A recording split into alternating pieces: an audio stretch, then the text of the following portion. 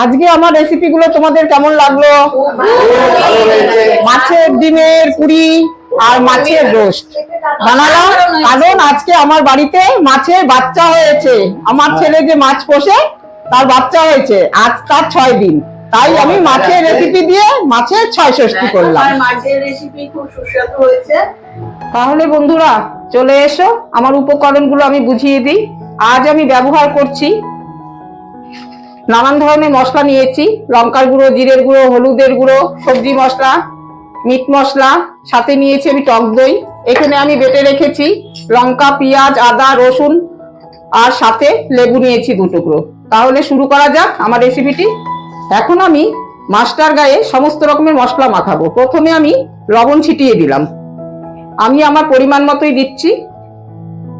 অনেক বড় মাছ তো, তাই একটু লবণ বেশিই লাগবে। তারপর আমি হলুদ ছিটিয়ে দিলাম।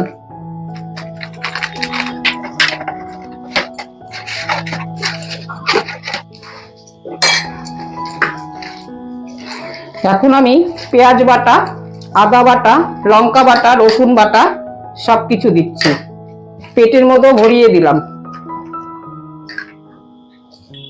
হলুদ মেখে তারপর আমি আদা বাটা, লঙ্কা বাটা, পেঁয়াজ বাটা, রসুন বাটা সবকিছু মেখেছি। তারপর গায়ে সর্ষের তেল মেখে দিলাম।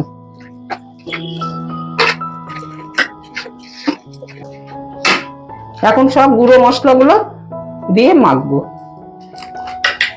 বন্ধুরা, মাছটার গায়ে কিন্তু কেটে কেটে রেখে নিয়েছি, সব মশলা কিন্তু ভরে দিতে হবে, না হলে কিন্তু কোনো রকম স্বাদ হবে না। এই যে দেখুন আমি কেমন করে ভরছি, এই যে কাংসাটাকে ধরে এরকম করবে, তাহলে ফাঁকা হয়ে যাবে। এই যে এখন আমি টক দই দেব, তারপর আমি লেবু দিয়ে ম্যারিনেট করে একদম ফ্রিজে ঢুকিয়ে দেব 1 ঘন্টার জন্য।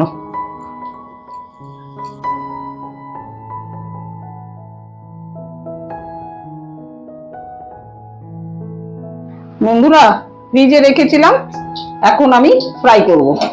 বন্ধুরা, আমি তেলটাকে খুব তাতিয়ে নিয়েছি, এখন আমি একদম স্টিমটা লো করে দিয়েছি। এখন আমি মাছটাকে ছেড়ে দেব।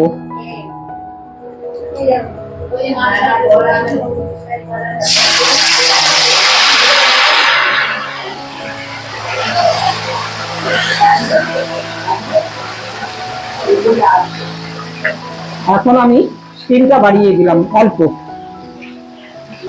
বন্ধুরা, মাছের রোস্ট করার সময় একদম স্টিম দেওয়া যাবে না, হালকা স্টিমে করতে হবে।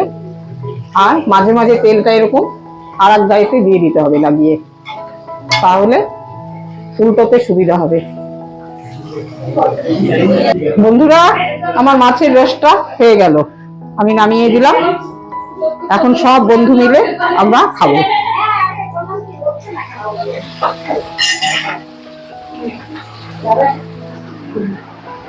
বন্ধুরা, আমি আমার সব বন্ধুদেরকে সার্চ করলাম, দেখি তারা খেয়ে কেমন বলে। নাও তোমরা শুরু করো।